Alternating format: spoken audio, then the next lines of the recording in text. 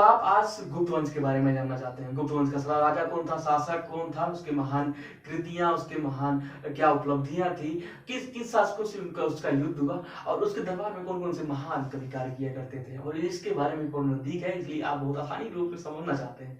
तो आगे देखिए। गुप्त वंश का संस्थापक श्रीगुप्त को माना जाता है। यह तकरीबन 240 ईस्वी में जो है राजा बनता था। श्रीगुप्त को महाराज की उपाधि दी गई थी। यह सामंत के रूप में कार्य किया करता था। इसके पुत्र का नाम घटोत्कच था। यह भी सामंत के रूप में कार्य किया करता था। अब आप जानना चाहेंगे कि सामंत क्या होता है, सामंतवाद क्या होता है। मान लीजिए भारत में कोई एक बड़ा राजा है, उसका साम्राज्य बहुत बड़ा है, वह हर जगह पर जा करके उसकी देखभाल, उसके बारे में जानकारी नहीं प्राप्त कर सकता, तो वह वहां पर बीच बीच में बहुत सारे अधिकारियों की नियुक्ति करता था, वहां पर सामंतों की नियुक्ति करता था कि वहां पर वहां की वो देखभाल करे और अपने राजा का गुणगान करे और उसकी जानकारियां जो है हमारे पास ला करके दे। घटोत्कच के बाद इसका पुत्र चंद्रगुप्त प्रथम आता है। चंद्रगुप्त प्रथम ने अपना साम्राज्य विस्तार किया। इसने जो लिच्छवियों के साथ वैवाहिक संबंध जो है बनाए और इसकी पत्नी का नाम कुमार देवी था। चंद्रगुप्त प्रथम के बाद इसका पुत्र समुद्रगुप्त आता है। समुद्रगुप्त को भारत का नेपोलियन कहा जाता था। इससे महान शासक कोई नहीं है।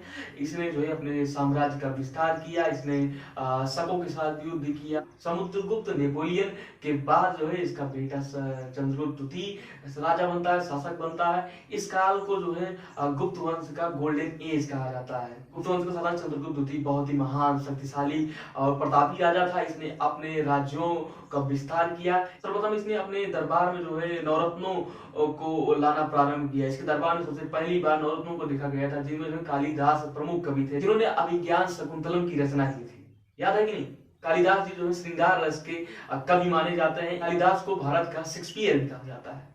चंद्रगुप्त द्वितीय के शासन काल में जो है सोने चांदी के मुद्राओं का चलन बहुत तेजी से बढ़ा। चंद्रगुप्त द्वितीय के शासन काल में जो है चांदी के सिक्कों को बढ़ाया गया। शुद्ध रूप से चांदी के सिक्के जो है गुप्त काल के शासक चंद्रगुप्त द्वितीय के शासन काल में ही पाए जाते हैं। इसको नोट करिएगा।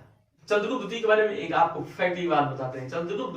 समुद्रगुप्त के कई बेटे थे, जिनमें जो है रामगुप्त था। रामगुप्त को राजा बना दिया जाता है। रामगुप्त की हत्या बल छल पूर्वक जो है चंद्रगुप्त द्वितीय ने कर दी थी।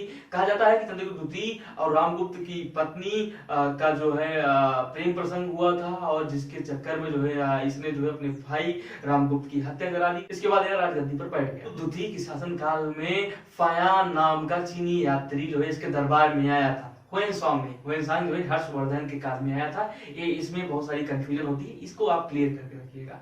चंद्रगुप्त द्वितीय के बाद जो है आता है उसका बेटा कुमारगुप्त। कुमारगुप्त एक महान प्रतापी शासक था जो काफी लंबी अवधि तक शासन किया। इसकी प्रमुख उपलब्धियां थी, इसने जो है नालंदा विश्वविद्यालय का निर्माण कराया और नालंदा विश्वविद्यालय बहुत ही कम समय में बहुत ही ज्यादा प्रचलित हो गया। इसमें सर्वप्रथम सबसे पहले इसमें जो है हॉस्टल की व्यवस्था जो है पूरे विश्व में पहली बार की थी। नालंदा और तक्षशिला दोनों अलग अलग है। तक्षशिला जहां पर मौर्य वंश में बनाया गया था, मौर्य वंश में उसको रिपेयर वगैरह कराया गया था। वहीं नालंदा जो है बिहार में है और इसको जो है कुमारगुप्त ने बनाया था।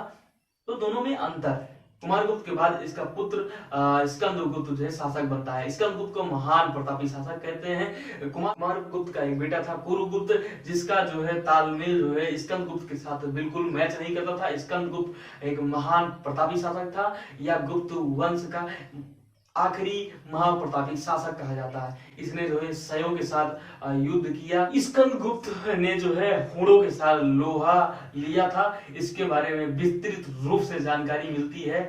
अब आप पूछेंगे कि हूण कौन थे? हूण जो है एशिया के बहुत ही दानवी प्रकृति के इंसान हुआ करते थे। ये जो है बहुत ही कम समय में आकर के भारत पर जो है कहीं कहीं छोटे छोटे समुदायों में बट करके जो है अपना राज्य स्थापित ये लोग कर लिए थे। इसके बाद जो है इन्होंने जो है छोटे छोटे बच्चों को मारना प्रारंभ किया। ये बड़े क्रूर माने जाते हैं अपने समय की, और कहा जाता है कि स्कंदगुप्त ने इनको हराया था। अब आपका आखिरी सवाल और मेरा आखिरी जवाब कि गुप्त वंश का जो है पतन क्यों हुआ? सर्वप्रथम हूणों के कारण, और दूसरा पारिवारिक कला, तीसरा विदेशी आक्रमणकारी। अब पहला मैं इसलिए समझाता हूँ क्योंकि आप समझिए गुप्त वंश और जो है हुणों के मध्य जो है एक शत्रुता थी। और क्योंकि हुण जो है विदेशी माने जाते हैं, क्योंकि विदेशी आक्रमणकारी थे, वो बड़े क्रूर और दानवीर प्रकृति के थे और वो बार बार जो है गुप्त वंश का पतन करना चाहते थे। वो बार बार जो है गुप्त वंश के ऊपर आक्रमण करते थे।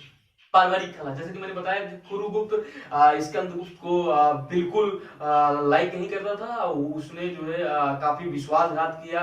इसके बाद स्कंदगुप्त के बाद जो भी राजा हुए, आपसी कलह की वजह से जो पारिवारिक मतभेद हुआ उन सबके बीच में, और फिर जो है इसका साम्राज्य जो है विनाश की ओर बढ़, विदेशी आक्रमणकारी है जिन्होंने इस पर हमला किया और इसका अंत